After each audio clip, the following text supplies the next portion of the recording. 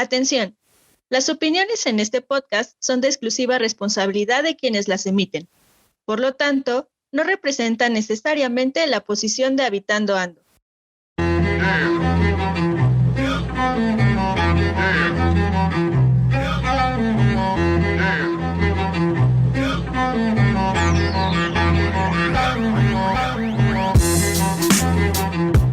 Habitando Ando es un podcast dirigido a todas y todos los habitantes de cualquier lugar que, sin importar el contexto, viven, sienten y piensan el territorio según su andar. Dialogar lo que vivimos, vemos y pensamos es nuestra pasión. Compartirlo es nuestra misión. Ajuste sus audífonos, prepare su café, porque las charlas con el territorio están a punto de suceder.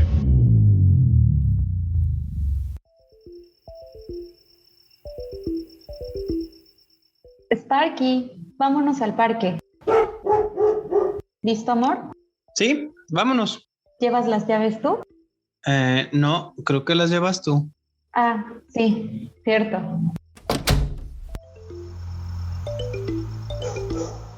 Ay, mira, otra vez dejaron la basura en la esquina que no es. Qué mal. Siempre tenemos que recordar a los vecinos que no la deben poner ahí. ¿Sabes? Les voy a escribir en el grupo de WhatsApp. Buenos días, vecinos. Nuevamente les recuerdo que la basura no debe colocarse en esta esquina. Listo. Qué molesto tener que pedir a favor a cada rato que no lo hagan. Ay, sí, ya sé. Pero mira, ya contestó alguien. Es Ángel. Dice que él siempre saca la basura en el horario y en el lugar correspondiente. Mira, Carla también acaba de responder. Dice, no se vale que siempre sea el mismo tema cuando seguro solo es una persona que no le importa tirar la basura donde sea. Le voy a contestar. Así es, vecina. Mínimo, no tenemos tantos perros en la calle. Si no, esto sería un cochinero. Ay, no inventes. Ahora Luis ya puso que hablando de perros, ayer recogió uno abandonado y que si no le interesa a alguien adoptarlo. Vecino Luis, te recuerdo que por ahora el tema es la basura. No debemos desviarnos. Amor, ahora está escribiendo Ana. Dice, a mí me preocupa más la inseguridad. Creo que debemos pensar en cómo cuidarnos. Propongo una reja en la esquina. No, qué bárbara, le voy a contestar. Vecinos, la basura es el tema de ahorita. Con gusto podemos hablar los demás temas después. ¿Ya viste que acaba de responder Adriana? Nos puso, calma vecinos, yo vivo frente a esa esquina. Me propongo estar pendiente para saber quién es la persona que viene a tirar su basura aquí. En cuanto tenga noticias se las comparto. Ay, no inventes, qué bueno. Ya todos aceptaron la idea y le están agradeciendo. Ahora que recuerdo, ella me dijo que trabajaba recopilando todo tipo de información de cosas que pasaban en la ciudad y que cualquier tema que queramos tratar lo podemos checar con ella, que conoce la mayoría de autoridades responsables. Dice que se llaman, creo que observatorios urbanos. Ah, pues súper bien, ¿no? Qué suerte contar con una vecina así. Ya la quisieran en la colonia de mis papás. Ah, mira, ya varios le están escribiendo varias cosas. Ni modo, se ofreció. En fin. Sparky, vámonos de regreso a la casa. Buen chico. ¿Y tú, habitante? ¿Cómo buscas que la ciudad mejore?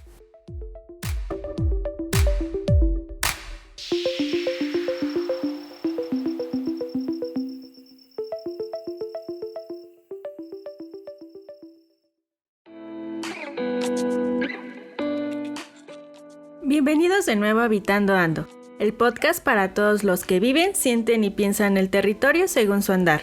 Es un placer volver a platicar con ustedes en nuestra ya segunda temporada, donde junto con Mike y nuestro invitado especial, hablaremos de qué tan importante es analizar y medir la situación en la que se encuentra nuestra ciudad. Así que preparen su café, habitantes, porque la charla se tornará muy interesante. Y bueno, para no perder la costumbre, te pregunto, Mike, ¿qué piensas del tema que vamos a tratar? Muy bien, bienvenidos a todos. Tenemos un invitado muy especial para este primer episodio de la segunda temporada. Con nosotros tenemos al doctor Alejandro Mendo Gutiérrez. Él es académico por parte de ITESO. ITESO es una universidad en Guadalajara, Jalisco. Así que buenas noches. ¿Qué tal, Ale? ¿Cómo estás? Contentísimo de participar con su muy interesante podcast. Perfecto. Entonces, con esta bienvenida damos comienzo al tema. Tenemos de tema observación urbana y evaluación de ciudades. Y bueno, Ale, si me preguntas que qué opino, pues creo que es una oportunidad grandiosa para que todos nos demos cuenta de cómo las ciudades son medidas y cómo deben ser observadas, ¿no? Porque eso nos puede convenir tanto a ti como a mí, como al invitado y como a todos los que nos escuchan. Así es, y bueno, para poder ya introducir al tema, yo le pregunto a nuestro invitado, al doctor Alejandro, que bueno, sabemos que nuestras ciudades presentan diversas condiciones que pueden verse visibles en el día a día,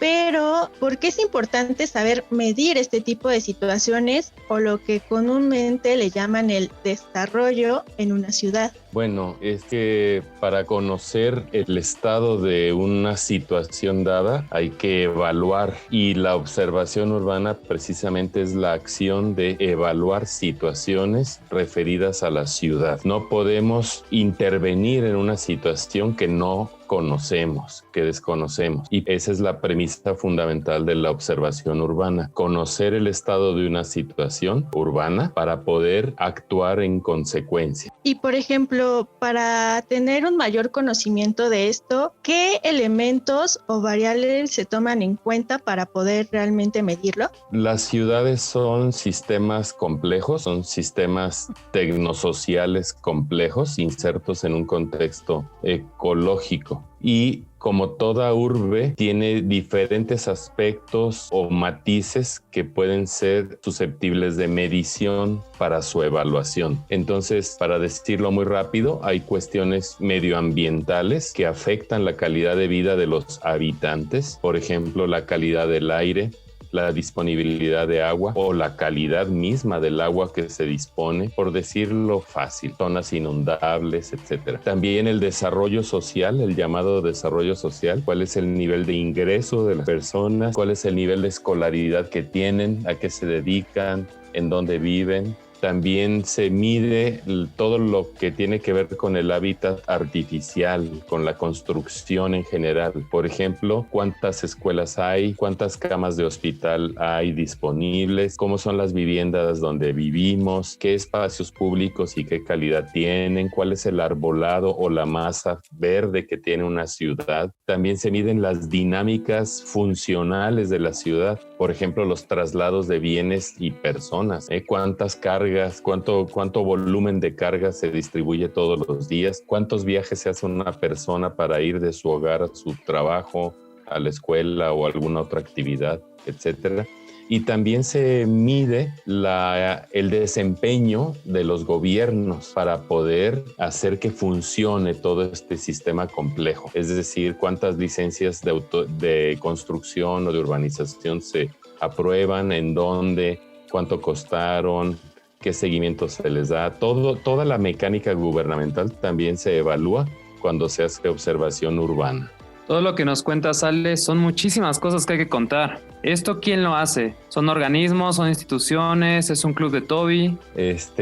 No, los observatorios son entidades muy diversas, diría que son mixtas. Por una parte, colaboran con funcionarios gubernamentales, por otro lado, tienen integrantes de la academia, investigadores universitarios, y también pueden tener colaboradores sociales, es decir, grupos de activistas o asociaciones civiles interesadas en algún tema. Y es muy complejo. Los observatorios requieren información que ya está, digamos, producida por alguna entidad pública, por ejemplo, el INEGI o algún instituto estatal de información y de geografía o de estadística. Y con base en esa información primaria ya pueden calcularse algunos indicadores con los que trabajan los observatorios. Pero habitualmente siempre se necesita información todavía más precisa o que no está generada y el propio observatorio debe producirla. Pero bueno, ahora se sabe que este tema de observatorios urbanos ha sido en un contexto mucho más grande a nivel internacional. Y bueno, se tiene conocimiento de que en México pues ha tenido una participación activa en las cumbres mundiales, pero en el caso mismo de este tema, ¿cómo se ha implementado en nuestro país? En México hubo un esfuerzo muy importante por parte de las administraciones públicas federales desde el año 2000 hacia acá. En aquellas fechas, México tuvo mucho interés en incorporarse al seguimiento de un programa internacional muy reconocido todavía, que es el programa Hábitat. El programa Hábitat fue elaborado o está bajo encargo de las Naciones Unidas. Es el programa de las Naciones Unidas para los asentamientos humanos. Y lo que le interesa a este organismo multilateral es tener una idea de cómo evolucionan las ciudades de todo el planeta para poder acordar políticas con los distintos países que requieren hacer mejoras. Por ejemplo, en el sureste asiático o en África o en Latinoamérica hay muchas áreas urbanas sin provisión de servicios básicos. Me refiero a la dotación de agua potable en los domicilios o al desalojo sanitario de aguas negras. Entonces, ese tipo de problemáticas, Naciones Unidas las enfoca y le solicita a los países donde hay ese tipo de rezagos que se apliquen, que formulen programas para atender esas situaciones que son muy graves. Y para eso sirven los observatorios, para dar cuenta después de algunos años si las ciudades mejoraron en aspectos donde tenían deficiencias. Y todo el esfuerzo viene desde un plano internacional de Naciones Unidas. Esas exigencias luego bajan a los niveles de país. Los países, a su vez, requieren que los estados y los municipios hagan algo para mejorar las situaciones donde hay déficits. Oye, Ale, y es por esto que a veces escuchamos que existen los datos que da el gobierno y aparte existen otros datos. ¿A qué nos referimos cuando escuchamos estas oraciones? Sí, claro. Los gobiernos y sus instancias oficiales llevan una contabilidad, producen información estadística que es muy importante. El número de defunciones, la cantidad de delitos, cuántos accidentes viales ocurren al año, etcétera. Y esa es una buena base de información primaria, pero hace falta otro tipo de información que verifique si los datos que reportan los gobiernos son fidedignos o si son ciertos, porque hay malas prácticas todavía en muchas administraciones públicas. Todavía se falsean datos para poder salir mejor parados o mejor librados ante ciertos temas. Por ejemplo, ahora que hay mucha criminalidad en las ciudades, algunos gobiernos no quieren que estas informaciones que los comprometen se hagan públicas de manera abierta porque la ciudadanía reclamaría con debida razón. Y por eso muchos gobiernos todavía ocultan informaciones o las maquillan para que no salgan tan graves los datos. Acá donde yo vivo en Jalisco hay muchas fosas clandestinas de personas que han sido asesinadas que han salido a la luz y los gobiernos locales suelen retrasar la información sobre eso para que no sea una bomba de tiempo esto, ¿verdad? Entonces tratan de ocultar y las cifras. Ese es un juego perverso que los observatorios hemos descubierto en México. Y por lo mismo, los observatorios que tienen capacidades de investigación, por ejemplo, los que están ubicados en una universidad, disponen de mayor posibilidad de generar sus propios datos y contrastar lo que dice el gobierno contra lo que uno, como investigador, acaba de descubrir para un tema en particular. Ese es un juego entre información pública y datos abiertos, transparentes. Sí, ciertamente siempre van a existir este tipo de discrepancias entre estos datos y no me imagino que existe una gran cantidad de datos que manejan los observatorios urbanos. Pero actualmente, ¿cuántos observatorios mexicanos están haciendo esta tarea? ¿Cuántos quedan y bajo qué circunstancias se encuentran? Bueno, yo comentaba que a partir del año 2000-2005, nuestro país se comprometió muy seriamente en la creación de observatorios urbanos para poder responder a los mandatos mundiales del Programa de las Naciones Unidas para los Asentamientos Humanos. Y en esa oleada de casi 10 años, del 2004 al 2013, 2015, pudieron crearse más de 40 observatorios en el país. Observatorios importantes, algunos observatorios de carácter metropolitano. Por ejemplo, en Puebla crearon un observatorio metropolitano, el Observatorio Metropolitano de Puebla, en Colima también, en Guadalajara también, y en otros estados se crearon observatorios urbanos locales, por ejemplo, para un solo municipio. El municipio de Tlaxcala, por ejemplo. Bueno, entonces tuvimos en algún momento en el país más de 40 observatorios, pero por falta de apoyo gubernamental y por dificultades en la labor tan complicada que es el cálculo de los indicadores, estos observatorios fueron decreciendo hasta el día de hoy, que hay menos de una docena en todo el país. Hay menos de 12 observatorios urbanos, muchos ya no están en funciones, y los pocos que quedan pues son aquellos que están instalados en instituciones de educación superior, donde hay estudiantes y profesores que mantienen, digamos, la actividad. Pero en cambio hay un auge de otro tipo de observatorios no urbanos, sino aquellos que se autodenominan observatorios ciudadanos. En nuestro país cada vez hay más observatorios ciudadanos, pero están enfocados en otros temas, no en la ciudad. Están enfocados a lo laboral, al crimen y a la prevención de la discriminación o cosas así. Observatorios de educación, etc. Entonces, hay afortunadamente todavía muchos observatorios. Lamentablemente, observatorios urbanos cada vez hay menos. Es decir, acá lo estoy entendiendo como que nos estamos mudando del nivel urbano al nivel social. Exactamente, cada vez nos interesan otros temas, pero la ciudad sigue siendo muy importante y muy necesaria de ser monitorizada, ¿eh? Sí, claro. Entendemos que esta importancia de los observatorios urbanos, ya como lo comentas, que hay una preocupación por parte de las Naciones Unidas. Este mismo departamento que tiene una estancia en Hábitat, de parte de la ONU, maneja un índice de ciudades prósperas. ¿Podemos decir que esta información es parte del trabajo desarrollado por estos observatorios ciudadanos? No necesariamente.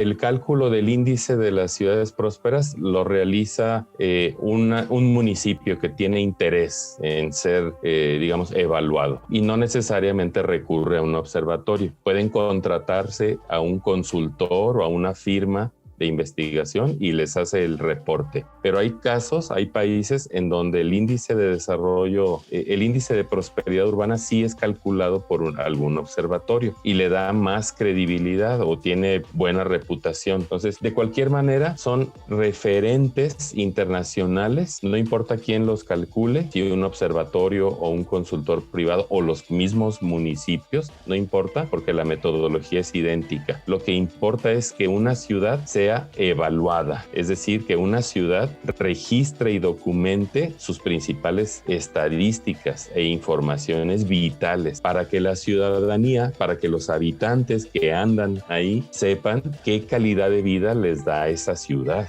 Eso es lo más importante. Por ejemplo, saber si la ciudad en donde uno radica tiene suficientes metros cuadrados de espacios abiertos, o si la calidad del transporte es buena en comparación con otras ciudades, o si estamos contaminando más que otras urbes. Eso es lo que importa, tener una información accesible para que uno pueda exigir a los gobiernos programas y mejoramiento. Y justamente hablando esto de recabar la información para exponerla y difundirla hacia nuestros habitantes, sabemos que formaste parte en la iniciativa por medir el desarrollo de las ciudades dentro de la región centro-occidente de nuestro país. ¿Qué resultados se obtuvieron en dichas zonas metropolitanas? Claro que sí, se hizo en el año 2008, me parece un ejercicio inédito, no se había calculado en todo el país, el llamado Índice de Desarrollo de la Ciudad. También es metodología de Naciones Unidas, de hecho es el precursor del Índice de Prosperidad Urbana. Y lo interesante es que aquí se monitorizaron 17 zonas metropolitanas de todo lo que abarca la región centro-occidente. Se las comento muy rápido para que nuestros escuchas tengan una idea, que va desde Aguascalientes, Colima, Nayarit, Jalisco, Michoacán, Guanajuato, Guanajuato, Querétaro, Zacatecas, San Luis Potosí, etcétera. Entonces, 17 zonas metropolitanas y más de 40 ciudades con más de 50,000 habitantes. Lo importante de este ejercicio fue darnos cuenta de que todo el sistema de ciudades de estos 9 estados tienen una debilidad mayor, muy grande, que es el adecuado tratamiento en la disposición de los residuos sólidos. En otras palabras, no recogemos la basura y esa basura no va a dar tampoco a un lugar adecuado. La mayoría son quemaderos al cielo abierto. Es gravísimo esto. Entonces, darnos cuenta que en la mayoría de nuestras ciudades el eslabón más débil de la gestión urbana es en el manejo de residuos sólidos es muy importante, porque ustedes saben que de los basureros, si no se maneja bien todo ese material, empiezan los escurrimientos de líquidos muy contaminantes, muy corrosivos, los famosos lixiviados, que tarde o temprano se infiltran a las capas de la tierra, al subsuelo, a los mantos freáticos o van a dar a los cauces y arroyos de agua. Entonces se contamina con líquidos gravísimos, con sustancias muy tóxicas. Aguascalientes, de todas las 17 zonas metropolitanas del occidente, fue la única metrópoli que manejaba muy bien sus residuos. ¿Y eso para qué le sirve al habitante? Para saber de que vive en una ciudad avanzada o en una urbe de vanguardia, donde se hacen relativamente bien las cosas. Y fíjate, Ale, justamente te iba a pedir un ejemplo porque los habitantes, pues ya escuchamos que existen muchos datos y cómo puede ser medida una ciudad, pero queríamos ese ejemplo, ¿no? Ese ejemplo para poder decir de una ciudad, un estado, cómo fue medida, qué estuvo bien, qué estuvo mal. Y ahorita que mencionas de Aguascalientes, ¿qué más podrías contarnos de ellos? O si quieres mencionar otra ciudad o estado, bienvenido. No, pasaría a otro tema típico aquí del occidente y del país. Por ejemplo, la contaminación del río Lerma-Santiago es gravísimo. Entonces, a lo que vamos es que esta información, por ejemplo, ustedes en Puebla también tienen, creo que el río Atoyac, que cruza una zona industrial muy densa, donde ha habido por años reclamos de la población para que se sanee y no se ha logrado hasta el momento. A lo que voy es que este tipo de informaciones robustece a la ciudadanía, la empodera para que pueda exigir planes, digamos, de saneamiento. Acá en Jalisco, el río Santiago está siendo contaminado por la industria tequilera, por un lado, que vierte las famosas vinazas, que son los líquidos residuales de la fabricación del tequila. Y al mismo tiempo, las granjas porcinas, la industria agropecuaria, también todos los chiqueros y lodazales y criaderos de cerdo y de vaca lo avientan directamente al río. Entonces, imagínense la porquería que hay ahí. En el caso de Puebla y también en Jalisco, a todo ese cóctel letal que acabo de mencionar se le agregan las industrias maquiladoras más pesadas, por ejemplo las que fabrican componentes automotrices o de computación. Entonces ellos también colaboran un poco en la contaminación de los grandes ríos, tanto de Puebla como de Jalisco y del resto del país. Entonces este tipo de información, la monitorización de los indicadores urbanos, es fundamental para que la ciudadanía exija a sus gobernantes acciones concretas de mejoramiento, de restauración de medios ambientes o de, digamos, movilidad inteligente en las ciudades o de control del desarrollo urbano expansivo, etcétera. Hay N número de temas graves en todas nuestras ciudades. Claro, y ahora cuéntanos, con la existencia de tantos observatorios y tipos de observatorios, como nos comentabas, que ahora son de pequeña y gran escala, ¿cuáles son los siguientes pasos para que siga existiendo una vigilancia en asuntos de interés público? Es decir, ¿a quién tenemos que apoyar? ¿Qué tenemos que regresar? ¿Qué tenemos que anular? Claro que sí, Mike. Yo diría que hay que hacer, como sociedad, hay que hacer dos acciones. La primera, apropiarnos de los objetivos de desarrollo sostenible, que es la gran meta mundial que nos hemos fijado todos los países alcanzar hacia el año 2030, ¿verdad? Son 17 objetivos fundamentales. El que nos interesa para las ciudades es el objetivo 11 de alcanzar ciudades y asentamientos humanos sostenibles. Pero hay otras grandes metas sobre las cuales comprometernos. Lo primero es eso, tener enfocado que hay metas muy concretas para las cuales nos comprometimos trabajar de aquí a 9 años que faltan. Esa es la primera acción, tener presente esas metas, esos objetivos. Segundo, aprovechar los recursos informáticos maravillosos que tenemos actualmente. Todas las plataformas informáticas y telemáticas son fantásticas para el trabajo, colaboración ciudadana, para esto. Por ejemplo, blogs, algunos software, páginas de internet, etcétera. Todo eso sirve para que el ciudadano reporte desperfectos o cree comunidades y círculos de estudio o pueda tener plataformas interactivas de comunicación entre ciudadanía y gobierno. De eso se trata entonces, de aprovechar las herramientas telemáticas para darle forma a la que se conoce como la informática urbana ciudadana, es decir, el ciudadano consciente y activo desde sus dispositivos móviles, reportando, criticando, opinando, proponiendo. Entonces,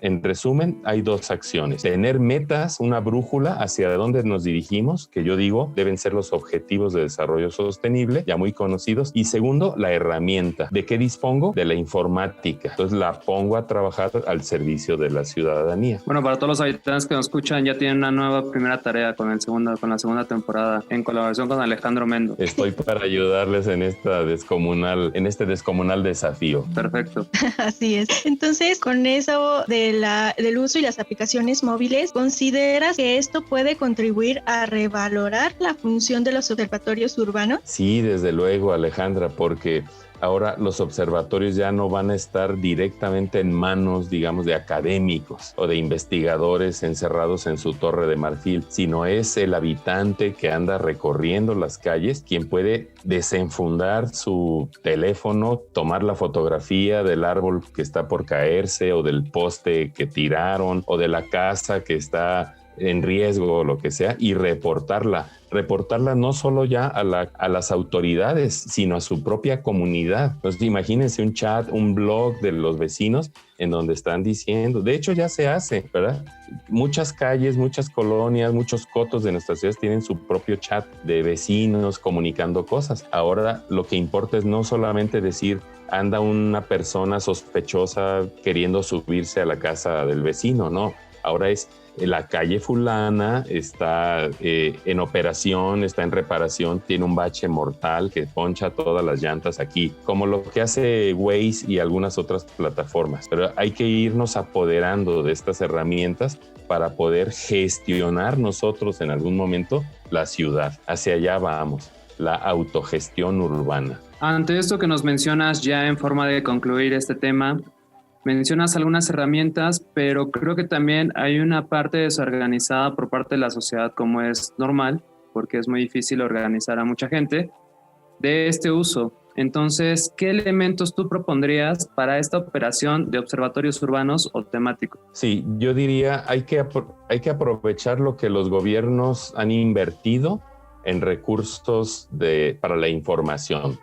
Por ejemplo, en Guadalajara hay una plataforma muy avanzada que se llama Visor Urbano, ustedes lo pueden acceder, en donde todas las licencias, todos los predios, todos los edificios ya están cargados en sistema. Ya se sabe quién es el propietario, cuántos metros cuadrados tiene el terreno, cuántos metros cúbicos están construidos, qué licencias, qué todo, qué se puede hacer ahí o no. Entonces, ese tipo de plataformas muy robustas, ahora hay que empezar a alimentarlas con más información. El ciudadano ahí tiene que penetrar en esos sistemas. Por ejemplo, en esta unidad deportiva, ahí ya está subido al visor urbano, pero ustedes, nosotros como ciudadanos podemos decir, en esta hay un club de scouts todos los sábados por la mañana.